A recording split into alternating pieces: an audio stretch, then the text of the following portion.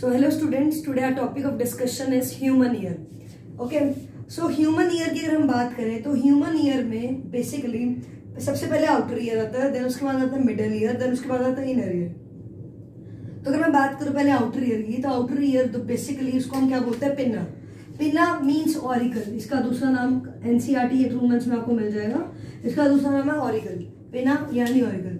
सो पिना को हम ये बोलेंगे, तो it is the external part of the human ear which receive all the sound vibrations that are coming from the external outside medium to the human ear. Okay, इन vibrations को perceive करने के लिए हमारे पास एक्सटर्नल ईयर में क्या चीज पड़ी है, पिन्ना. पिन्ना के बाद अगर हम बात करते हैं, उसके बाद after the when sound vibrations reach to this part pinna, then all the vibrations are transmitted to the external auditory meatus. External auditory meatus which is known as external auditory meters. ये कई books में आपको दिख जाएगा external auditory canal, जिसको हम कई books में रिप्रेजेंट करते हैं कि it leads to the tympanum. It leads to a part which is known as tympanum. When all the vibrations are reached from pinna to the external auditory meters or canal to the eardrum, which is known as tympanum. Tympanum, it represents the eardrum in some organisms, and then it may reaches to the Eustachian tube. So Eustachian tube is basically that part of the inner ear which connect the inner ear with the throat. For example, throat का एक ही हिस्सा, जैसे pharynx की हम बात करते हैं, तो अगर हमें पता हो pharynx सिर्फ फूड पाइप नहीं होता, वो भी अलग अलग तरह का होता है. और pharynx, laryngopharynx जो साउंड से कनेक्टेड, ऐसे ही जो ईयर से कनेक्टेड होता है वो Eustachian ट्यूब का हिस्सा होता है. वो कनेक्ट करता है हमारे जो ईयर है उसको किससे, थ्रोट के साथ. तो अगर when we are suffering from any type of eye infection, अगर हम कोई भी डोज आई इन्फेक्शन से रिलेटेड अगर हमने ईयर्स में डालते हैं, तो उसका जो फ्लेवर है कुछ भी वो हमारे गले तक भी आता है और हमें पता लग जाता है कि वो मेडिसिन हमारे गले तक भी पहुंच चुकी है और वो असर करना शुरू कर दिया उसने. नेक्स्ट, अब आउटर ईयर की अगर हम बात करते हैं बाद में, तो वो आता है इनर ईयर. टिम्पैनम से ना एक एंड जो होता है वो अटैच होता है ईयर ओसिकल का फर्स्ट एंड, जिसे हम बोलते हैं हैमर. उसके बाद हैमर के बाद अगला आता है hammer to the anvil and then to the stirrup. अगर हम ये जो वर्ड्स हैं हैमर, एनुअल, स्टिरप, ये निमोनिक्स हैं किसके, जो आजकल नाम यूज होता है, malleus, incus and stapes. And stapes we all know, इसकी एक खास बात है कि सबसे छोटी बोन है हमारी बॉडी में और सबसे बड़ी बोन हमारी बॉडी में होती है femur, which is known as thigh bone. उसके बाद अगर हम बात करें तो जो ये हमारे हैं हैमर, एनुअल और स्टिरप जो है, ये तीनों लीवर लाइक फैशन में ज्वाइन होते हैं. मतलब एक के बाद एक, जैसे साइकिल की चेन होती है, एक के बाद ज्वाइन होते हैं. तो जैसे ही all the when the vibration reaches to the tympanal eardrum, it's one end of the hammer is fixes to the eardrum and next it transmit the vibration fastly to the anvil and then to the stirrup. अब stirrup के बाद क्या होता है, जो vibrations होती हैं वो कहाँ जाती हैं, वो जाती हैं हमारे पास, वो जाती हैं ओवल विंडो में. अब oval window as the name से वो ओवली शेप में होगी ऑब्वियसली, और वो जो है वो ट्रांसमिट करते हैं, जो इसका जो वन एंड स्टिरप का वो फिर किससे फिक्स होता है, ओवल विंडो से. और ओवल विंडो जो है ये एक leading pathway to the inner ear. अब एक तो ये होगी ओपनिंग ओवल विंडो, एक और ओपनिंग भी होती है जिसको हम बोलते हैं round window. Round in shape होगी, जैसे नाम इसका बता रहा है. तो ये जो है इट इज अ जंक्शन, ये किसके बीच में जंक्शन है, between inner ear and middle ear. Inner ear and middle ear, ठीक है. अगर मैं बात करूं इनर ईयर मिडल ईयर के बीच में जंक्शन, अगर वन मार्क क्वेश्चन आ भी जाता तो then you will write it as the round window. फिर राउंड विंडो से जो हमारा जो सेंसेशन है वो उसके बाद कहाँ जाता है, ये आपने देख लिया कि ये आपका एक्सटर्नल ईयर था, ये ईयरड्रम है, टिम्पैनम है. उसके बाद ये तीनों ear ossicles lever like fashion में जुड़ी होती है, हैमर, एनुअल एंड स्टिरप. उसके बाद मैसेज आता है ओवल विंडो में, जहां तक हमने पढ़ लिया. ओवल विंडो से जाता है राउंड विंडो में. राउंड विंडो के बाद एक कोइल्ड स्ट्रक्चर में जाता है. इस कोइल्ड स्ट्रक्चर को हम बोलते हैं cochlea. It is a spiral structure which is coiled like a snail's shell. जैसे अगर हम मोलस्क में पढ़ते हैं स्नेल का शेल होता है, उस तरीके से इसने अपने आप को कवर किया होता है from the snail like a snail shell. Cochlea की अगर हम बाद में बात करें किसी भी चीज की, तो कोक्लिया के बाद जो है मैसेज वो है ट्रांसमिट होता है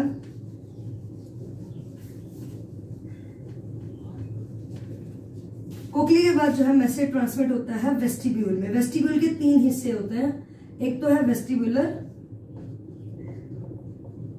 एक है टिम्पैनल, एक है टिम्पैनल और दूसरा है मीडियन. अब जो वेस्टिब्यूलर टिम्पैनल है खुद, ये किससे फिल्ड है, फ्लूइड से, जिसको हम बोलते हैं पेरिनिम्फ. और ये मीडियन वाला जो है it is filled with liquid which is known as endolymph, ठीक है। अब in both these tissue these are the liquids which help us to regulate the body balance। and अगर हम इनकी बात करें वेस्टिबुलर टिम्पैनम की, जिसके अंदर फ्लूइड है, it also contains some sensory cells which leads to a coil like passage which is known as organ of Corti। और जो ये ऑर्गन ऑफ कोटी होते हैं बेसिकली इन्हीं के ऊपर सेंसरी सेल्स होते हैं और बेसिलर मेम्ब्रेन के ऊपर वो लाई करते हैं। इसका डायग्राम मैं आपको शेयर कर दूंगी लिंक में। तो ये जो है बेसिलर मेम्ब्रेन के ऊपर होता है और ये जो सेल्स होते हैं ये बेसिकली सेंसरी इम्पल्स को डिटेक्ट करते हैं कि वो कोई भी वाइब्रेशन आ रही है, कुछ भी कितने एम्पलीट्यूड की आ रही है, वो उस चीज को क्या करते हैं, डिटेक्ट। ये कौन करते हैं, वेस्टिब्यूल और टिम्पैनम खुद, ठीक है। उसी के बाद हमारे पास आ जाता है नेक्स्ट सेमी सर्कुलर कैनाल्स। जो सेमी सर्कुलर कैनाल्स हैं बेसिकली 3 नंबर हैं, उनमें से एक हॉरिजॉन्टल होती है और 2 क्या होती है, वर्टिकल। मतलब एक इस तरीके से लगी होती है और 2 इस तरीके से होती है, वर्टिकल लगी होती है, जो कि क्या करती हैं, जो सेंसरी इंपल्स होता है उसको ट्रांसमिट करती हैं फर्दर आगे। अब जो सेंसरी इंपल्स की अगर मैं बात करूं वो भी 2 तरीके से होता है। एक तो होता है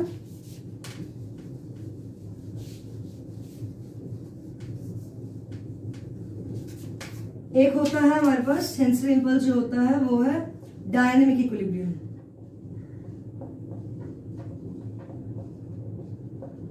और एक होता है स्टैटिक इक्विलिब्रियम। अब हमने ये पढ़ लिया, डिस्कस करी सेमीसर्कुलर कैनाल्स और कोक्लिया। अब है यूट्रिकल और सैकुलस। अब यूट्रिकल और सैकुलस में से जो यूट्रिकल वाला हिस्सा होता है वो क्या करता है, डायनेमिक इक्विलिब्रियम को रेगुलेट करता है। और जो स्टैटिक इक्विलिब्रियम को कौन रेगुलेट करता है, सैकुलस। तो इसको लर्न करने का बहुत इजी वे है, as for sacculus as for static balance, कोई कंफ्यूजन की बात नहीं है इसमें। और यूट्रिकल से उसका ऑपोजिट ही आ गया डायनेमिक इक्विलिब्रियम। डायनेमिक इक्विलिब्रियम और स्टैटिक इक्विलिब्रियम में थोड़ी फिजिक्स से रिलेटेड टर्म्स है, लेकिन इसका थोड़ा बहुत डिफरेंस हमें बायोलॉजी में पढ़ना चाहिए। डायनेमिक इक्विलिब्रियम वो होता है equilibrium when the body is in state of motion. अगर वो मूव करे, अगर हम कोई भी चल रहे हैं तो मतलब भाग रहे हैं, घूम रहे हैं, कुछ भी कर रहे हैं, तो उस समय जो हमारे ईयर का जो बैलेंस है वो कौन रेगुलेट करेगा, वो डायनेमिक इक्विलिब्रियम को कहते हैं। और स्टैटिक इक्विलिब्रियम कौन क्या होता है, जब when body is at rest, अगर हम सो रहे हैं, ठीक है, बैठे हैं आराम से, तो फिर उस समय जो रेगुलेट करता है वो होता है स्टैटिक इक्विलिब्रियम। तो इन सब के बारे में यहाँ पर बताया हुआ है। उसके बाद में अगर हम बात करें तो ये हमारा कंप्लीट हो जाता है outer ear, inner ear, middle ear और इनर ईयर के साथ। उसके बाद हमारे पास आती है फंक्शनिंग। फंक्शनिंग को अगर हम डिस्कस करना चाहें तो ये है फंक्शनिंग। अगर हम उसको पेपर में, अगर हमने एग्जाम में उसको फ्लो चार्ट की फॉर्म में लिखना है तो हमें इस वे से लिखना पड़ेगा। फंक्शनिंग में क्या, अगर आप लिखोगे मैकेनिज्म ऑफ हियरिंग, वो वाला टॉपिक, उसमें क्या होता है कि तो जो साउंड वेव्स है, द साउंड वेव जो आ रही है हमारे ईयर के पास, वो हमारे लिए क्या है, स्टिमुलस है, ठीक है। स्टिमुलस है तो वो कहाँ जाएगी, हमारे पिना में पहले तो एक्सटर्नल ऑडिटरी मीटर्स, फिर उसके बाद क्या जाएगी एक्सटर्नल ऑडिटरी मीटर्स, उससे जाएगी हमारे ईयर ड्रम में, जिसको हम रिप्रेजेंट करते हैं टिम्पैनम से। Then after this it goes to the hammer, then anvil, then stirrup। इन तीनों को आप इकट्ठे करके लिख सकते हो, इट इज ईयर ऑसिकल्स, ठीक है। उसके बाद वो जाएगी ओवल विंडो में, ओवल विंडो से वो जाने जाएगी राउंड विंडो में, राउंड विंडो से कहाँ जाएगी, cochlea which is parallel part. उसके बाद हमारे पास जाएगी ऑर्गन ऑफ कोटी में, मैंने बताया जहाँ पे सेंसरी सेल्स होते हैं। ऑर्गन ऑफ कोटी से वो जाएगी वेस्टिब्यूलर सेमी सर्कुलर कैनाल्स में। सेमी सर्कुलर कैनाल से वो जाने वाली है auditory nerve, and auditory nerve से वो सीधा एंटर करेगी हमारे ब्रेन। अब ब्रेन उस साउंड वेव को क्या करेगा, डिटेक्ट, उसको पता लग जाएगा कि हाँ किसकी है वो, वैसे वो तो डिटेक्ट करके वापस वो मैसेज किस किस को, इन सबको भेजने वाला है, या हमारे किसी भी ऑर्गन में भेजेगा message, and there we can detect कौन से पर्सन की हमें साउंड सुनाई दे रही है। Okay, this is the mechanism. लेकिन इसमें खास बात जो 1 मार्क क्वेश्चन ये बनता है कि हमने यहाँ डिस्कस किया था, ट्यूब होती है यूस्टीशियन ट्यूब। यूस्टीशियन ट्यूब जो होती है इसका एक ही काम होता है, जो मैंने बताया था कि वो कनेक्ट करती है ईयर को थ्रोट से। इसका एक ही काम होता है, it regulates the pressure on both the sides of the year. Mainly क्या नाम है कि ये क्या करती है, हमारे जो इक्विलिब्रियम है ईयर का उसको रेगुलेट करने में मदद करती है ईयर के इक्विलिब्रियम को। Okay, so this is all about the year. तो अगर एग्जाम के पॉइंट ऑफ व्यू से हम बात करें, अगर हम फ्लो चार्ट में लिखेंगे then we get a very good marks. Okay, thank you, that's all for you.